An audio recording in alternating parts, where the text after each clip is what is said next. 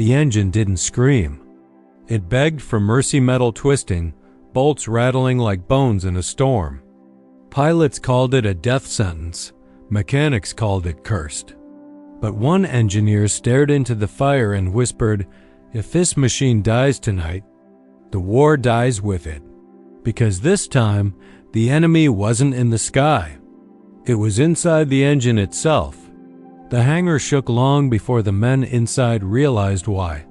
Steel rafters hummed, oil drums rattled across the concrete, and dust drifted from the upper beams as if something massive, something angry, had just awakened underneath their feet. Morgan spun toward the test bay window. "Sir, that sound can't be right." Brackett didn't answer. He was already moving. Fast. The new prototype. Engine X-12 was only supposed to idle today. Just idle, just breathe. Just prove it wouldn't tear itself apart like the last three. But engines didn't follow schedules. Engines didn't care about paperwork. They obeyed only physics or destroyed themselves trying. And right now, 10 to 12 sounded like it had chosen destruction. Brackett reached the glass, just as a violent humph of flame slammed out of the exhaust ports. The blast lit up the entire cell like a furnace swallowing a sun. The workers dove. The gauges locked at red. The entire floor shook. Morgan's voice cracked. "Sir, shut it down. It's going into thermal runaway." "No," Brackett muttered, jaw tightening. "This isn't thermal. Listen." Morgan froze, because beneath the roaring, beneath the screeching metal, beneath the fire, there was a rhythm, not steady, not stable, but a pattern, a struggling heartbeat. Brackett leaned closer. "The airflow isn't collapsing," he said. "It's fighting uneven pressure waves." Morgan stared. "Sir, how can you possibly know? Because that's what killed the last one." The engine snarled again. The supercharger fans screamed like metal knives. The prop disc shimmered, vibrating, so hard it blurred into a silver halo. One wrong second and it would shear itself off the shaft. Bracket snapped around. Fuel line manual valve now. Morgan sprinted to the side panel. The metal was already burning hot. The valve wheel throbbing under the vibrations. "I can't reach it, heat's too high." Brackett ripped off his gloves and shoved past him. "Move." He grabbed the wheel barehanded. The steel scorched his palms instantly. He didn't stop. The workers watched in horror as Brackett twisted the valve with everything he had. Muscles shaking, teeth clenched as the metal seared into his skin. Morgan shouted, "Sir, stop! It'll take your hands with it." Brackett roared back, "Better my hands than this engine." With a final wrench, the valve slammed shut. The fuel flow choked. The engine coughed, snarled, backfired, and then, boom, a deep, concussive blast of pressure spit out of the exhaust tunnels. Shaking every bolt and beam of the test bay, silence fell. Not peaceful silence, the kind that hangs heavy, waiting to see what survived. The flames died down. The smoke thinned. The gauges steadied. Morgan whispered, "Sir, it lived?" Brackett didn't speak. He walked slowly toward the engine, hands raw, palms blistered, eyes locked on the metal giant that should have been dead. He touched the CRNKCAC. Warm, stable, alive. Not only did it live, Brackett said softly, it corrected its own imbalance. The pressure ring actually compensated fast enough. Morgan blinked. That means, Brackett finished. We're closer than anyone thought. For months they'd been trying to create an engine that could survive the impossible violent temperature changes. High G combat turns, atmospheric pressure shifts that shredded normal radials. The old models failed. The alloys cracked. The cylinders warped. The supercharger ate itself alive, but this one, X-12, had just stared death in the face and pushed back. Brackett turned toward the crew. No more half measures. No more safe tests. We take this engine to full combat load tomorrow. Morgan nearly choked. Sir, what? That's suicide. We don't even know why it surged today. Brackett stepped forward, eyes burning with determination. Because the war won't wait for a perfect engine. It needs one that refuses to die. He looked back at the hulking metal machine. Steam rising from its surface like breath from a battle-worn beast. And I think we just built its heart. The crew stared, shaken but electrified. This wasn't just an engine anymore, it was a promise. A weapon, a lifeline, and tomorrow. The world would find out if X-12 was ready to face the sky, or ready to tear itself apart trying. The next morning didn't feel like morning. The sun was up. The hangar lights were blazing. Mechanics were already shouting across the floor. But the air carried the heaviness of a battlefield, about to choose winners and casualties. Engine X-12 sat in the center of the test platform like a sleeping titan. Fresh oil gleamed on its lines. A new set of reinforced mounts clamped it to the stand. And over everything, there was a sense of quiet dread. Morgan checked the clipboard for the 5th time. Sir, the data from yesterday, it doesn't make sense. Brackett didn't look up as he tightened the pressure regulator. Engines don't live in clipboards, Morgan. Morgan stepped closer. No. But physics does. Brackett finally met his eyes. And physics didn't kill X-12. It saved it. Morgan exhaled sharply, frustrated. Sir, we're talking about a machine that corrected a pressure wave that should have destroyed it. We still don't know how. We find out today, Brackett said, lowering the last wrench. Morgan shook his head. Sir, you're not listening. This isn't just a stronger engine. It reacted like it had. He hesitated. Brackett raised an eyebrow. Like it had instinct. Brackett didn't smile. He didn't shrug. He didn't laugh. The idea away like any normal engineer might have.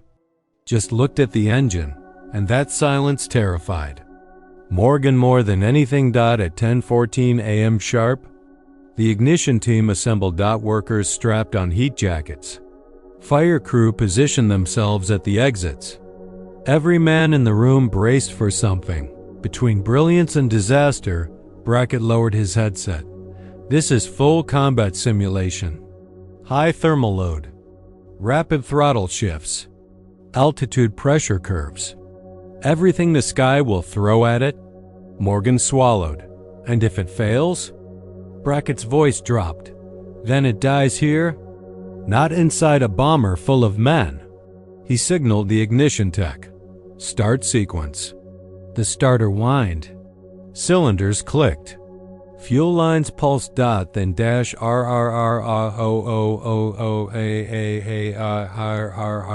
on. The engine came alive like a metal hurricane. The walls shook. The lights flickered. Loose tools vibrated across the floor. Morgan leaned toward the console. RPM stable. Temperature rising. Fuel mix holding steady. Brackett watched the engine, his eyes narrow. His breathing shallow. Take it to climb power. Morgan hesitated. That's already pushing. Do it. Morgan pushed the throttle lever. The roar deepened into a thunderous growl. Cylinders flared bright inside the housing. The exhaust ports spat fire in rhythmic bursts, faster, hotter, angrier. Brackett watched the gauges. Pressure harmonics? Morgan's hand shook over the readings. Still balanced. Push again. What? Sir, take it higher. Morgan jammed the lever forward. The engine screamed. The concrete floor trembled. Entire building sounded like it was trying to tear free from its foundation. Workers ducked as a blast of superheated air shot through the exhaust. Tunnels. Steam hissed from the coolant lines. Gauges twitched dangerously. Red lights flashed. 1, 2, 3 at once. Morgan's voice cracked. Sir, we're past safety margins. Brackett didn't look at him. Good. Morgan's face drained. Sir? Because combat doesn't have safety margins. Morgan stared at him. You're going to get someone killed. Brackett stepped closer to the engine, heat shimmering around him. If X-12 can't handle this, it's better we learn now. The pressure spiked. The engine shook violently. Something inside hammered like a steel fist hitting an anvil. Morgan screamed. We're losing pressure in Cluster 3. Brackett stepped closer. Hold the throttle. It'll tear itself apart. Let IT fight. The room went dead silent, except for the sound of the engine trying to tear itself in half. Bolts rattled loose. Metal screamed. The prop disc blurred into a shimmering halo of pure force, and then something changed. The vibration stopped. The temperature stabilized. The noise dropped half a pitch, not weaker. Cleaner, sharper, stronger. Morgan looked at the gauge. Disbelieving. Sir. The pressure wave corrected. All cylinders equalized. Temperature dropped by 2%. It adapted again. Brackett stepped even closer, heat rippling around him. No M-Series engine has ever done this. Not Rolls-Royce. Not Pratt & Whitney. Not anyone? Morgan whispered. Sir, what are we building? Brackett's voice lowered to a whisper. Exactly what the war needs.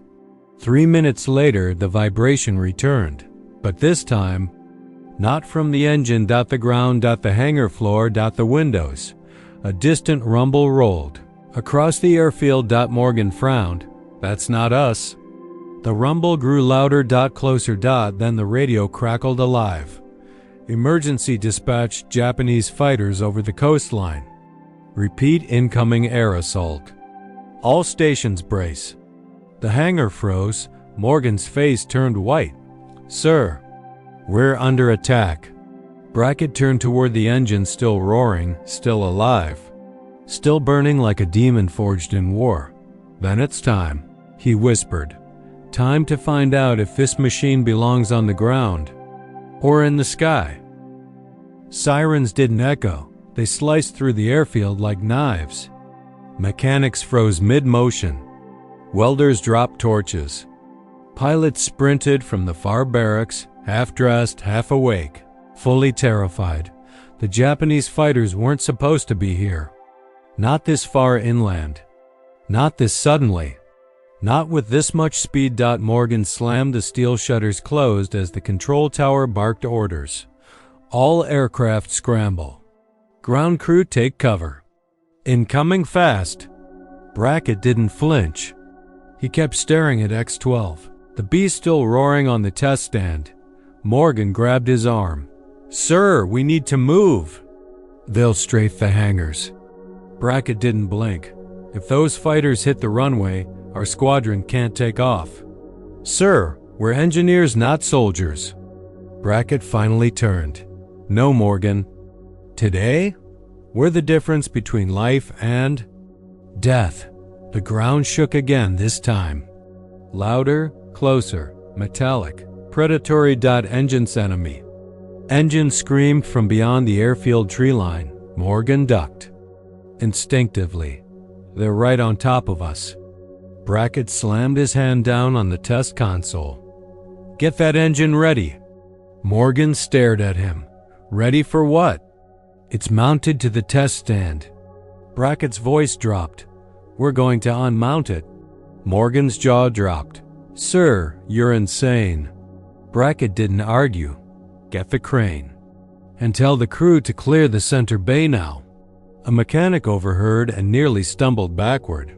Sir, we can't load an untested engine into an aircraft under fire. Brackett stepped forward, eyes burning. Then pray it doesn't stay untested. The first enemy fighter tore over the hangar roof. Rat-tat-tat-tat. Bullets ripped through sheet metal. Glass shattered. A fuel drum exploded across the yard. Workers dove to the ground as debris rained down. Morgan covered his head. Sir, this isn't a test anymore. Brackett shouted back over the chaos. Then stop treating it like one. The crane roared to life overhead. Its arm swung toward X-12 as mechanics scrambled to detach the harness locks holding the engine to the test stand. Each bolt was a battle. Each vibration from overhead gunfire felt like death reaching down one more inch. One mechanic yelled, "We're not going to make it, they're coming back around." Brackett barked, "Keep working. If that engine doesn't fly today, nothing else will." Another strafing run hammered the hangar. This time the bullets carved through the far wall and ripped across the ceiling armor. A support beam snapped. Sparks fell like burning rain. Morgan shouted, "We need to evacuate." Brackett grabbed him by the collar. "Look at him." Morgan froze. Brackett pointed at X-12. "That engine is the only thing that can keep our bombers in the sky. If we lose this airfield today, we lose half the coastline tomorrow." Morgan swallowed hard. "So what do we do?" Brackett breathed once steady, calm, deliberate. "We finish the job." The last mount bolt dropped. Engine free. A mechanic yelled. The crane hooked in. Chains clanked. 10 to 12 lifted off the stand. Steam rising from its still burning housings. The moment it cleared the ground, the enemy fighters circled again. The tower screamed. They're lining up their strafing pass. They're coming straight for the engine bays. Morgan tugged at Brackett's sleeve. "Sir, we can't outrun planes." Brackett gritted his teeth. "Then we don't outrun them." He pointed at the half-assembled bomber in Bay 3. "We outclimb them." Morgan looked at the bomber, its wings ready, fuselage sealed, propellers mounted, but its engine mounts were empty. "You can't mean." "I do." Brackett snapped. "Lower X-12 into position." The crane swung violently as the engine dangled over the open nacelle. High above, the Japanese Zero dropped into attack dive. A mechanic screamed. "They're shooting at the engine." Brackett roared. "Lower it now." Bullets ripped through the hangar door, showering sparks across the floor. The crane operator fought the shaking lever as the Zero's machine guns cut the air. X-12 swung dangerously, almost striking the fuselage. "Steady, steady, steady." Brackett shouted. The Zero screeched overhead. Rat-tat-tat-tat-tat. A bullet grazed the crane arm. Another hit a fuel cart. Flames burst across the concrete. Morgan coughed through the smoke. "We're running out of time." The crane dropped the engine the last few inches. Clang. It slammed perfectly into the mount brackets. Brackett yelled, "Secure the bolts." "I don't care if they glow red, tighten them." The mechanics swarmed. Wrenches bit into steel. Hands burned. Bolts sparked. Another enemy fighter dove. The world shook under gunfire. Morgan shouted, "Sir, we can't finish the connections. There's nitrogen monoxide fuel. There's no lines, the engine isn't even." Brackett cut him off sharply. "We're not going to start it here." Morgan froze. "Then where?" Brackett stepped backward. "Toward the cockpit ladder. Up there." Morgan stared at him, stunned. "You're going to take off with an engine that's not fully tested, installed under fire without a safety check, using improvised fuel lines." Brackett grabbed the cockpit rail. "Yes." "You'll die." Brackett swung himself into the cockpit. "Then I die doing the one thing every engineer dreams of. Seeing his creation save lives." He pointed at Morgan. "You said yesterday this engine behaved like it had instinct." Morgan nodded slowly. Brackett smirked. "Let's see if its instinct is to fly." The hangar shook again. The ground roared with incoming engines. The airfield loudspeakers blared evacuation orders. But inside Bay 3, something else roared to life. Brackett strapped in. Mechanics jumped clear. Morgan's voice cracked. "Sir, please don't do this alone." Brackett looked down at him. "Morgan, I need you alive. If this engine works, the world needs you to build the next one." Morgan's eyes burned. "And if it doesn't?" Brackett exhaled. Then remember me. He locked the cockpit canopy. Because this plane is leaving the ground, even if the enemy burns the runway under it. The runway was already on fire, not metaphorically, literally. Flaming fuel streamed across the tarmac like molten rivers, smoke curling into black towers that hid the rising sun. The air tasted like metal, ash, and fear. Japanese fighters tore overhead in savage arcs, their engines screeching like angry saws. Inside the bomber, Brackett flicked the master switches with hands that trembled but never hesitated. Battery online. Fuel pressure partial. Throttle cold start. He glanced at the right side display. X-12 was bolted in, but untested. Redistributed fuel lines. Quick welded mounts.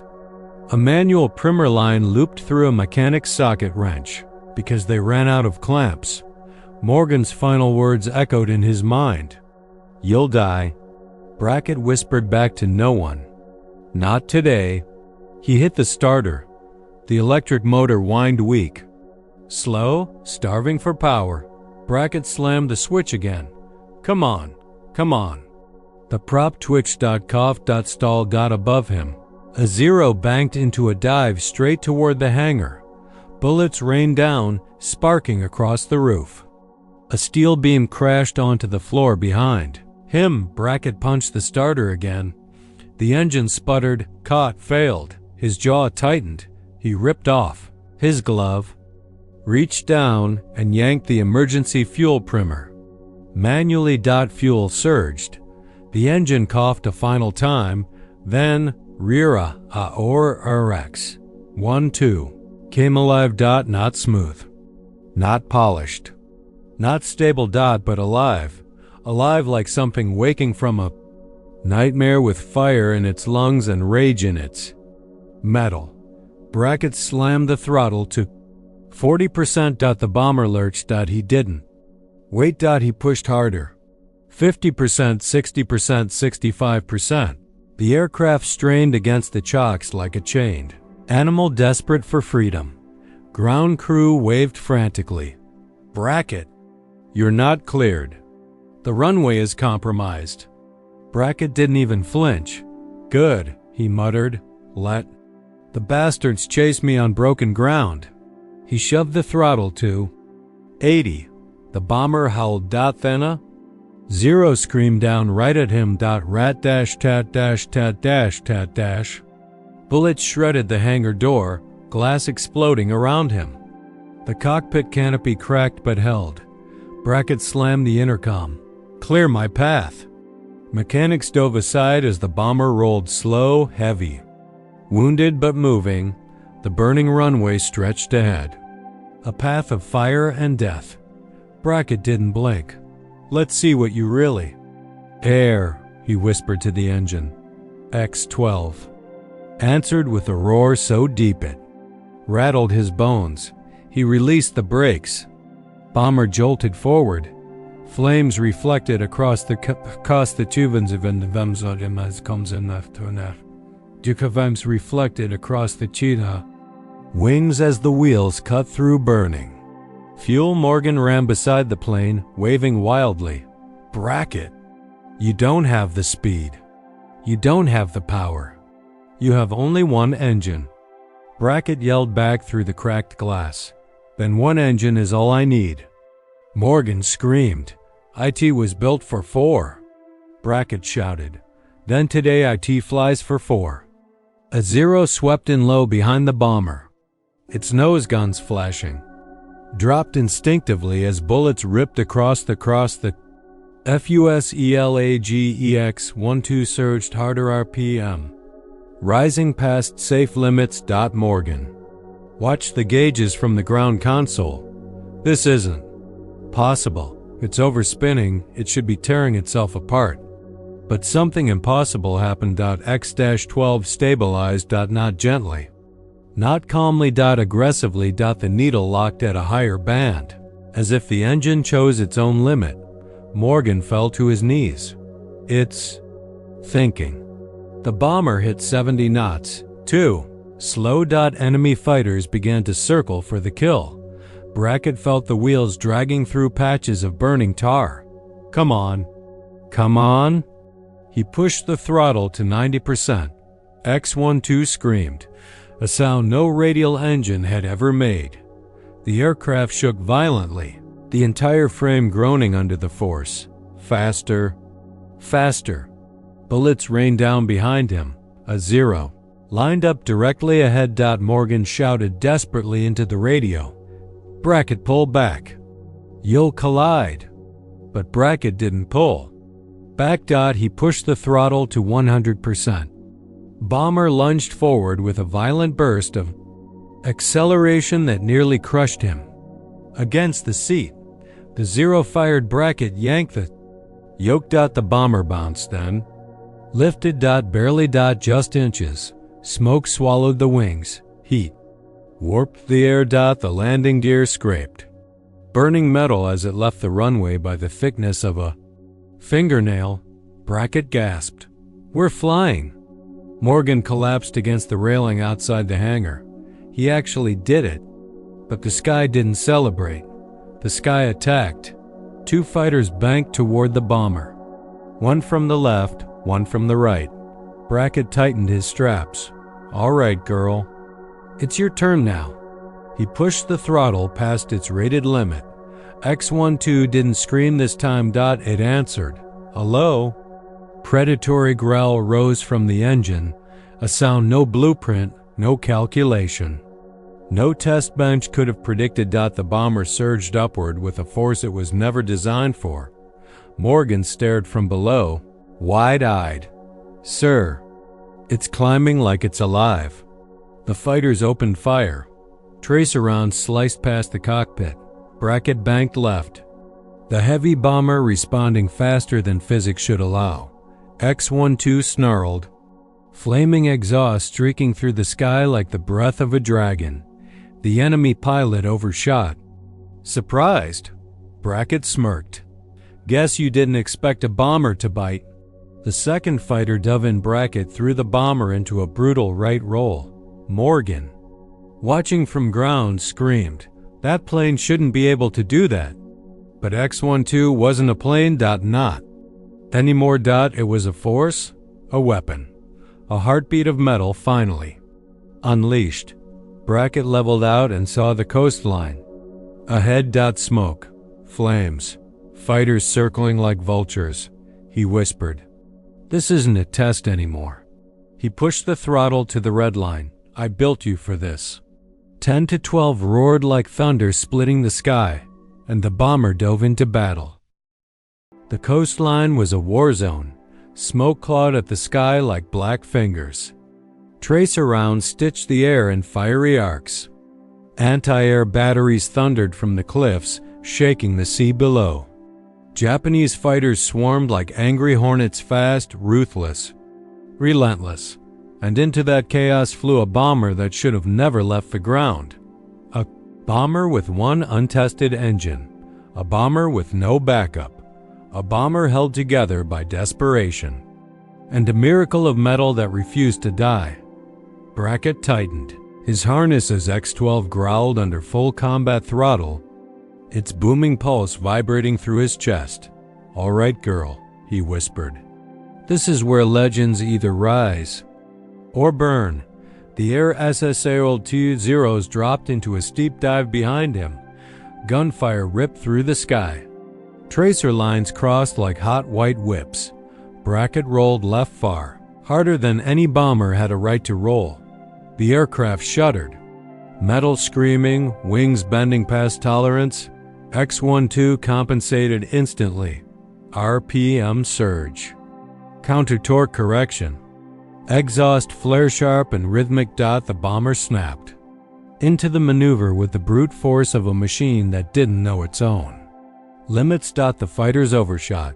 Brackett pulled the bomber into a vicious climb straight into the sun, blinding the enemy. 10 stalled, spun out, vanished into the clouds. Brackett smirked through sweat. That's one. But the second Zero wasn't fooled. It swung around with the Predator's patience. Climbing into his blind spot, Brackett heard the targeting buzz. The scream of a hostile engine growing closer. He slammed the throttle forward. X-12 roared back, not in pain, not in strain, in anger. The engine's pulse deepened into a violent metallic heartbeat that rattled the fuselage. Brackett felt it. The engine wasn't following orders. It was anticipating them. "Do it," he whispered. "Come on, show me." And the engine showed him. The bomber surged forward with a burst so violent it crushed him to the seat. The fighter fired, but the bomber wasn't there anymore. It was above, climbing like a creature that remembered what gravity felt like and rejected it. The breaking point, but no machine escapes its truth, and at 7,000 feet, X-12 finally hit its wall. The temperature spiked. Pressure surged. The cowling glowed orange-red. The engine shook hard, a tremor that rose from a deep mechanical agony.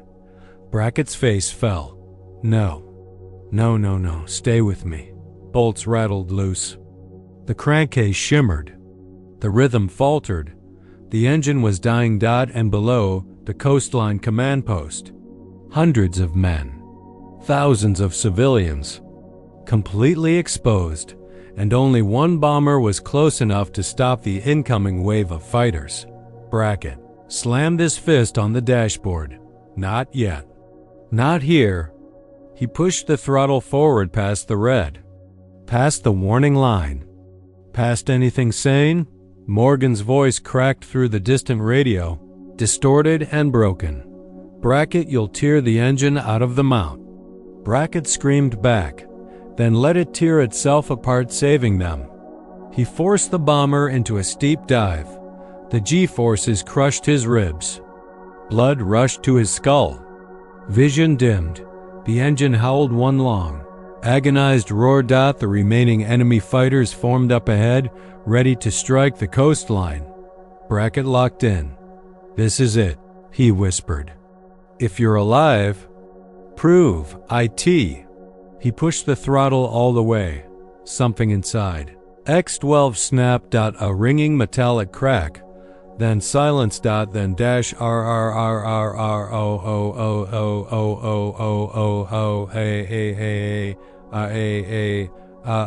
new sound. Not pain. Not failure. Rebirth. The cylinders realigned. The pressure harmonics stabilized.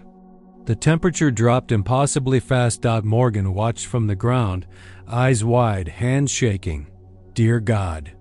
It healed itself. The final strik. Brackett leveled out. Wings steady. Heart pounding. Fire in his veins. He lined up the dive. Enemy fighters scrambled.